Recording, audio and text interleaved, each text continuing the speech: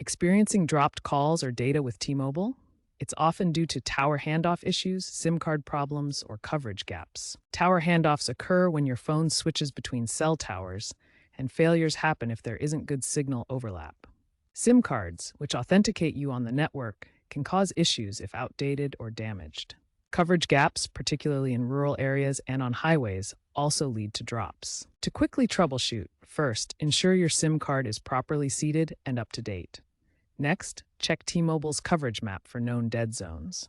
Finally, consider using Wi-Fi calling at home or work to bypass cellular issues. For persistent T-Mobile service drops, advanced troubleshooting involves using the Network Test app to diagnose issues. Download the T-Mobile Network Test app to diagnose signal strength and identify problem areas in real time. Outdated SIM cards often cause drops.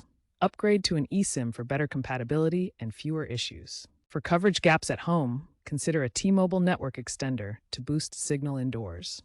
If drops happen on the road, T-Mobile's recent tower investments may improve service in your area over time.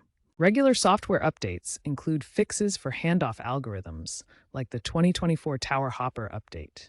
If issues persist, reach out to customer support for device-specific help or SIM replacement. T-Mobile is advancing with 5G deployment and AI-driven network improvements for greater reliability.